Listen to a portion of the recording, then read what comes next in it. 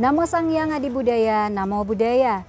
Pemirsa Budayana Family TV, dimanapun Anda berada, bertemu kembali dengan saya Darmawati untuk acara kita kali ini. Bincang-bincang dengan seorang biku muda, yaitu Yang Mulia Biku Agacito Tera. Saat ini saya berada di Pubarama Budi Center. Tepat di lokasi ini tentunya kita saksikan bersama sebuah background yang luar biasa, mencirikan sebuah kultur budaya yang indah. Tentunya topik kita kali ini tidak lepas dari apa yang Anda saksikan keindahan hari ini. Kita akan membincangkan dengan topik pengembangan Budadama melalui seni dan budaya.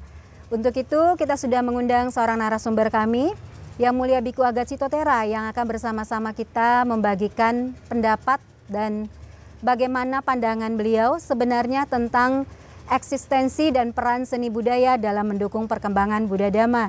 Namo Budaya Bante. Iya, Bante. Pada kesempatan ini tentunya kita ketahui masyarakat khususnya yang muda ya, mereka itu lebih tertarik dan bahkan lebih suka condong kepada hal yang sifatnya modern dibandingkan harus mengambil atau memilih hal yang sifatnya lebih ke kebudayaan begitu Bante, kesannya kuno gitu. Menurut Bante sendiri bagaimana? Ya memang tidak kita pungkiri ya. Jadi jika peradaban zaman itu juga akan merubah sesuatu yang ada, bukan hanya budaya ini sih, segala sesuatu itu yang ada di dunia itu pasti akan mengalami sebuah pergeseran atau perubahan. Betul. Ya kalau boleh saya menarik ke belakangnya, agama Buddha sendiri dalam sejarahnya dari masa Buddha sampai setelah mangkatnya Buddha, Mahaparinibbana dan sesudahnya itu pergeseran itu ada, pergeseran perubahan ada. Tetapi walaupun demikian juga tidak mengurangi marwah dari Dharma tadi. Betul. Jadi tidak mengurangi dari intisari, cuman ada pembaruan. Ini kalau saya artikan itu bukan ditinggalkan, benar, tetapi lebih dimodifikasi ya, dimodifikasi. Walaupun sebenarnya itu katakanlah kacang misalnya, ini bukan mau promo kacang ya.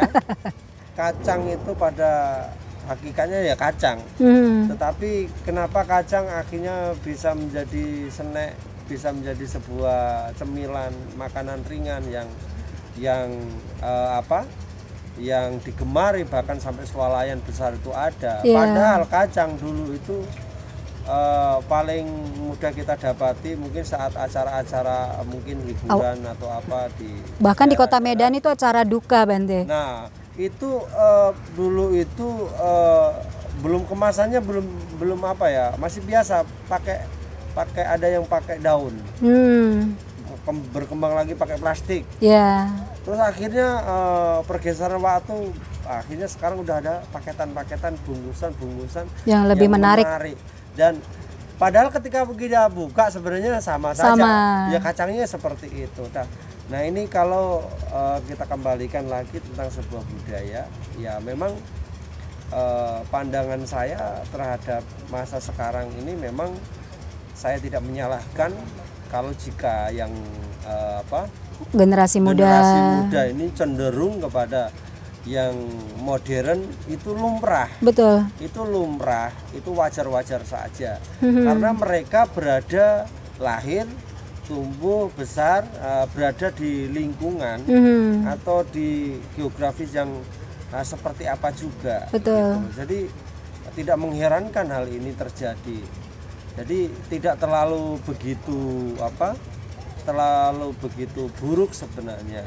Tetapi kalau mungkin perlu yang harus digarisbawahi adalah budaya dan modernisasi ini dalam hal apa dulu, karena kan harus ada pemilahan-pemilahan. Benar. Ada yang harus dipertahankan, tapi ada yang harus diperbarui. Makanya konteksnya lihat dulu sih sebenarnya. Benar. Baik, menarik sekali.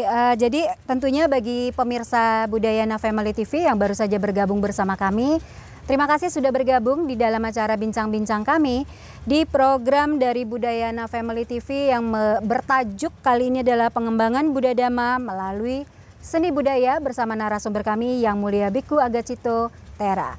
Bante, jadi sebenarnya apa sih kaitan seni budaya ini terhadap pengembangan Buddhadhamma sebenarnya, Bante? Apakah ada peran di sana? Ya, kalau kita berbicara seni budaya itu memiliki peran nggak? Sejauh dari yang Bante pahami ya, seni budaya itu sebenarnya memiliki pengaruh di Indonesia khususnya. Nah, kalau di luar negeri seperti yang pernah Bante tinggal di Thailand ya, ataupun yang saya tahu dari Kamboja maupun dari Sri Lanka maupun Myanmar, semua pada umumnya juga ada kearifan budaya lokal yang dimana itu memiliki kesinergian dalam praktisi spiritual umat Buddha di sana. Nah, kalau kita berbicara di Indonesia, Nusantara ini, sebenarnya budaya ini sangat dekat ya, karena penyebaran Buddhadhamma di Indonesia itu juga melalui seni budaya. Kalau kita mungkin baca sejarah, maka kita akan tahu bahwasanya para pendahulu-pendahulu kita dari era Sriwijaya, Mojopahit. Jadi pengembangan Buddhadhamma atau pengenalan Buddhadhamma itu tidak hanya semata-mata dengan cara verbal saja, tetapi juga melalui dari seni budaya ini. Karena orang Jawa pada waktu itu, orang Nusantara pada waktu itu sangat dekat dengan namanya budaya, karena budaya itu sudah menjadi bagian identitas dari masing-masing. Benar. Tetapi dengan akhirnya digabungkan budaya itu dengan untuk mengembangkan agama, ternyata jauh lebih mudah. Jadi korelasinya itu ada, Bante. Contohnya sampai saat ini contohnya itu yang bisa kita lihat, orang tua kami, orang-orang tua di daerah Jawa itu masih banyak seni budaya karawitan, seni budaya peludrukan yang tetap dipertahankan di dalam penyampaian pesan-pesan dharma ataupun dalam tajuk-tajuk dharma. Itu banyak sekali, masih banyak sekali kita temui gitu loh. Jadi sebenarnya budaya itu bisa sangat mudah. Nah, kalau untuk zaman sekarang, untuk di era modernisasi, apakah bisa, Bante? Ya bisa. Tergantung loh. Tadi dari awal Bante sudah bilang, kita bisa nggak sih memodifikasi? Mungkin anak-anak zaman now atau milenial yang katakanlah ini generasi alpha ya. Yeah.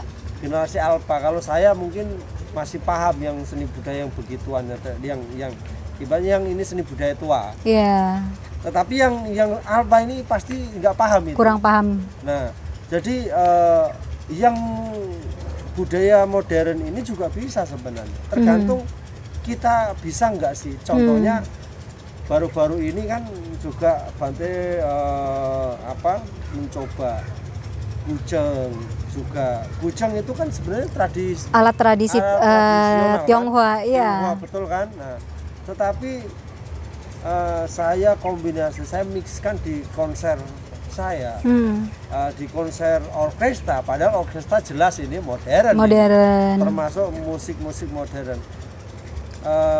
Karena memang kita tepat meramunya, jadi akhirnya apa? Ini mempengaruhi. Jadi atensi dari umat sangat positif sekali. Jadi tidak hanya yang muda, tetapi yang tua-tua juga merasakan gitu loh. Jadi kembali lagi, kita bagaimana ini bisa menyajikan itu dalam konsep yang lebih modifikasi, yang lebih inovatif, tanpa melunturkan dari unsur budaya itu sendiri, Bante. Memang kalau kita sinergikan, kita tarik benang merah, apapun ceritanya, kita kalau bilang sesuatu yang sangat feel-nya itu paling dapat sebenarnya itu adalah yang seni budaya lawas atau seni budaya yang sudah klasik. Ya. Karena saya tidak tahu alasannya apa, tetapi kenapa masih sampai saat ini banyak masih tetap justru yang muda-muda ini juga banyak yang mengkombinasikan atau menggabungkan ini, karena memang dari sisi alat musik maupun nada ataupun sesuatu yang tarian atau jenis-jenis yang ada itu ada daya pikat magnet tersendiri. Betul. Ada seperti kayak ada magnet gitu. Ada chemistry-nya Bante ya. Ada chemistry-nya. Nah itulah yang sampai sekarang saya sendiri juga kenapa seperti itu gitu. Sedangkan kalau yang untuk unsur yang modern sekarang ini lebih itu kan kepada penyajian. Betul. Lebih kepada penyajian. Kalau kita bilang contohnya baju lah, baju sutra. Kalau kita bilang sutra itu kan sebenarnya budaya temuan yang lawas, bukan yang baru. Betul. Tapi sampai sekarang kenapa tetap dicari, digemari gitu. Contohnya batik sendiri. Iya. Sekarang sudah tren kan fashion yang menggunakan batik. Tapi karena saking pandainya fashion desainer, akhirnya dibuat dengan bahan-bahan batik yang akhirnya banyak anak-anak muda sekarang itu bergaya pakai itu loh. Ini loh salah satu sebenarnya tergantung kita sih gitu loh. Jadi bisa saja yang lawas ini dimodifikasi ataupun dikembangkan di era modernisasi, itu bisa malah justru bisa menjadi sesuatu yang bernilai gitu Bante ya. Gitu. Jadi bisa dikatakan bahwa sebenarnya seni budaya itu juga salah satu cara yang bagaimana kita bisa mendukung perkembangan Buddha Dhamma ya. Intinya contohnya Bante? Contohnya kita ada banyak sih sebenarnya, bukan hanya satu aspek saja. Yang sudah terlaksana itu dari seni karawitan. Betul. Seni karawitan ini yang dari unsur Jawa ya. Sedangkan yang di sini sendiri juga sudah berjalan. Kayak misalnya yang Tamil sendiri juga mereka ada. Terus yang di Karo juga. Karo, betul sekali. Ada ya. Jadi untuk yang di Budi sendiri, yang Tionghoa sendiri itu tadi saya bilang dari Kuceng, Jet itu ya. Semacamnya itu juga sudah ada menjadi daya tarik. Memang belum terlalu dipopulerkan. Betul. Wajar karena memang lagi seperti ini kan. Tetapi ini bagian contoh kecil saja. Mungkin juga bisa dikatakan wayang ya Bante, satu bentuk edukasi sebenarnya itu. Wayang juga sama bagian seni, itu di situ mewakili semua. Benar. Mewakili semua. Makanya kadang kalau orang ngapain Bante kok nonton wayang, nggak zaman lagi itu. Kadang ada ya, karena memang ya saya memaklumi mereka tidak tahu. Bante sendiri juga dulunya nggak tahu. Iya. Saya mana paham wayang. Tetapi karena saya akhirnya sering diajak nonton wayang eyang, sering diajak bicara eyang tentang hal-hal wayang. Jadi akhirnya Bante mau tak mau mencoba mendekati apa sih wayang gitu loh.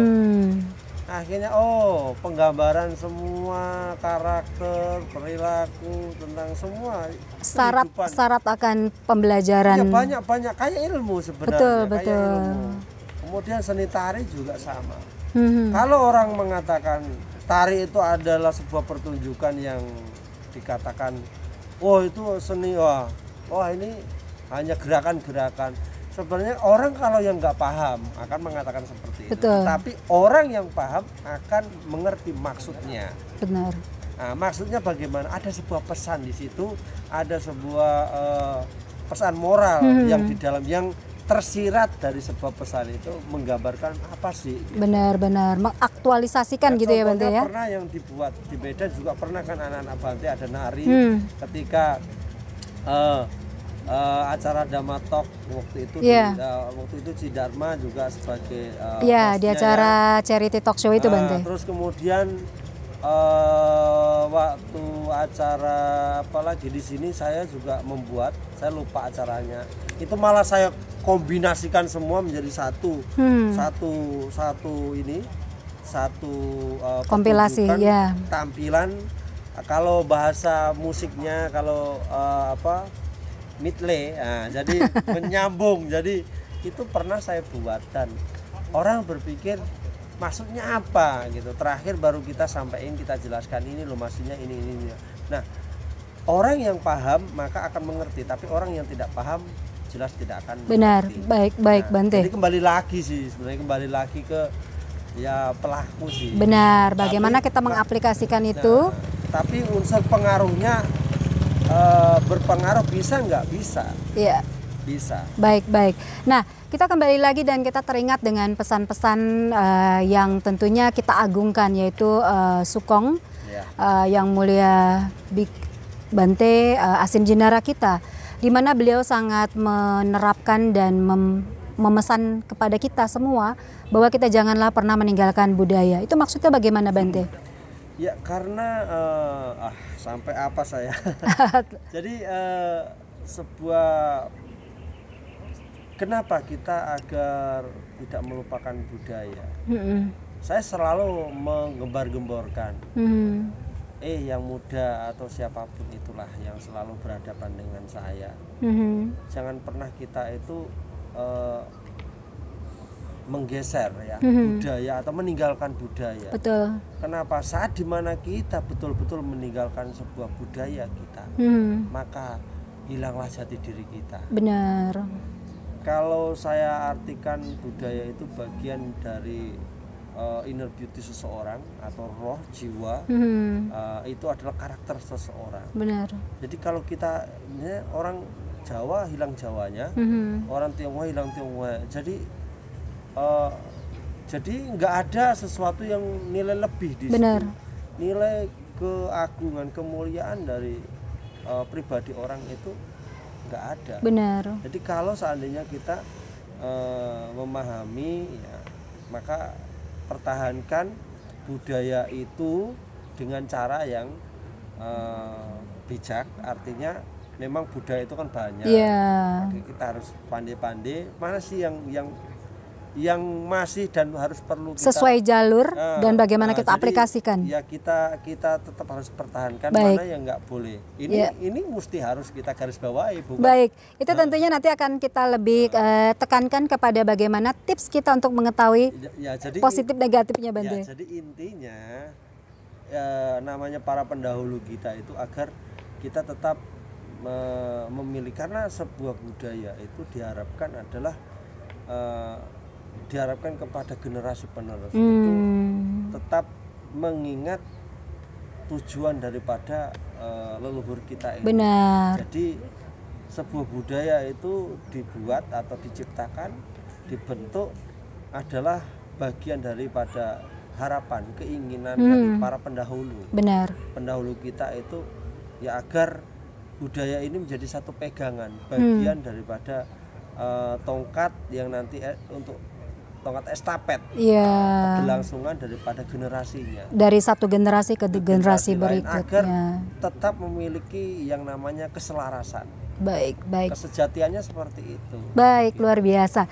Jadi kalau kita membahas tentang seni dan budaya ini sebenarnya luar biasa, sangat kaya. Sangat kaya sebenarnya di sini, karena memang mungkin kita berbicara ini batas waktu ya. Benar. Batas waktunya ya. Karena durasinya baik, Bante. Banyak hal di sini. Nah, jadi kalau kita bicara tentang seni budaya yang sangat luas dan demikian agung indah seperti yang Bante bilang, hingga mencirikan sebuah soul ataupun kepribadian dari sebuah tempat atau seseorang. Nah, kembali di sini tentunya kita masyarakat dan khususnya umat Buddha, kita tentu ingin tahu pegangan yang bisa kita pakem-pakem yang perlu kita ikuti dan kita jadikan barometer. Bagaimana kita memilah bahwa seni budaya tertentu itu tujuannya membuat seseorang itu seperti apakah seni ini bernilai atau justru bisa membuat seseorang terbuai, begitu, Bante? Kebablasan. Bagaimana kita membedakan itu? Ya memang karena memang seni budaya itu sangat banyak sekali dan tidak semua seni budaya itu Bante kuasai, karena setiap suku itu memiliki tapi pada hakikatnya memiliki satu kesamaan, yaitu kebaikan. Tujuannya adalah kemuliaan, keluhuran. Nah, kalau ingin membedakan mana ini yang sesuai, mana yang tidak sesuai.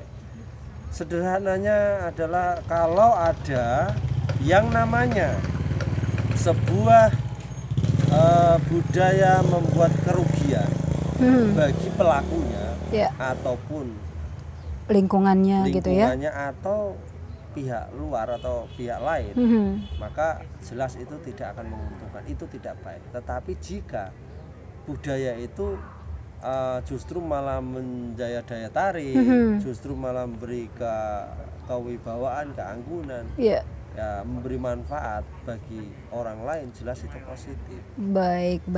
Jadi intinya di sana saja sebenarnya, mana itu yang baik, mana yang tidak. Intinya tidak merugikan.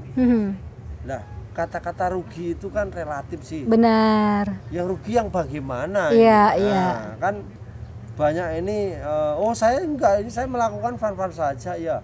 Kalau memang itu dirasa itu bagus, baik, ya enggak masalah.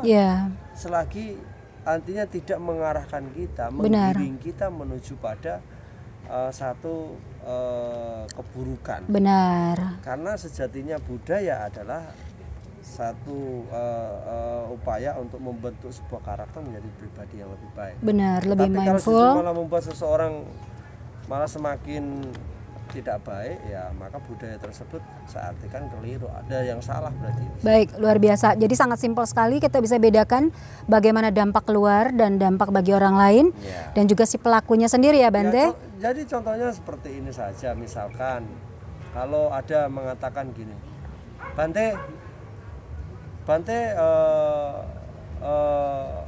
saat kalau Bante ini ya yang sudah Bante kalau pulang ke Jepara, biasa Bante kadang juga naning ya sambil nana sambil pukul gamelan ya. Memang saya nggak pandai, tapi ya saya senang gitu. Kadang saya pukul sendiri, kan ada 1, 2, 3, ada di situ tinggal baca kita. Ada lagunya gitu. Benar. Jadi kalau dirasa ini saya katakan baik tidak gitu loh. Ya baik karena ini ada pesannya loh. Mengajak orang berbuat baik. Maka ini perlu kita pertahankan dong. Kembali kepada tujuan gitu Bante ya. Jadi di situ itu pesan Gita Swara namanya kan. Gita Swara itu adalah sebuah pesan yang dilantunkan atau sebuah pesan yang dijadikan melodi gitu atau instrumen gitu loh. Jadi ini baik, ya patutlah kita harus kembangkan gitu loh. Iya. Kan nggak merugikan orang lain. Benar. Ini contohnya. Contoh. Contoh. Baik. Bante, jadi karena kita sadari sendiri bahwa kita sendiri yang mengaplikasikan musik di dalam sebuah proses, justru kita tidak sadari bahwa musik kadang membantu seseorang untuk menuju kepada hening, kepada ketenangan gitu ya Bante? Makanya itu benar. Jadi kan kadang ada yang mengatakan, Bante, kalau ada yang bertanya sama saya, Bante, di sila kelima, bukan di sila yang dimana kita tidak sila ke-7 itu kan kita nggak boleh nih. Iya, pada saat uposatha. Ini itu istilahnya melantunkan lah. Pahami dulu maksud dan artinya. Benar. Saat dimana berlatih, maka kita harus seperti apa, bagaimana. Lah sekarang lagunya itu yang seperti apa? Betul. Kita kalau misalnya latihan nyanyinya lagu rocker misalnya, lagu metal ya. Bukannya apa, kita bisa lupa diri. Tetapi kalau misalnya kita justru nyanyinya adalah nyanyi budang, saranang, ngajami, ini justru menjadi satu bagian apa yang akan menstabilkan keseimbangan kita. Jadi ini berperan loh, membantu menimbulkan rasa hormat juga Bante ya. Darah kita lebih membantu kenyamanan kita, relaksasinya. Betul. Jadi kalau seperti itu boleh gak Bante? Ya boleh. Makanya loh, nyanyinya yang seperti apa dulu. Betul. Baik. Contohnya gini saja loh, orang nyanyi dalam larut atau orang nyanyi dalam kelarutan dan ketidaklarutan. Contohnya kalau seandainya bawa mobil, ya kita mobil nih sambil nyanyi, kita sambil bawa mobil sambil nyanyi, kita masih penuh kesadaran nggak? Betul. Masih kan? Kalau enggak nabrak kita kan, itu dalam kondisi nyanyi misalnya. Walaupun yang dilantunkan misalnya doa begitu ya Bante ya. Sebenarnya tidak mempengaruhi, tetapi sebenarnya ini bisa ngebantu seseorang semakin terjaga. Misalnya contohnya tadi nyetir gak nyanyi ngantuk kita. Betul. Jadi kan bisa terjadi kecelakaan dan sebagainya. Tapi nyanyi loh.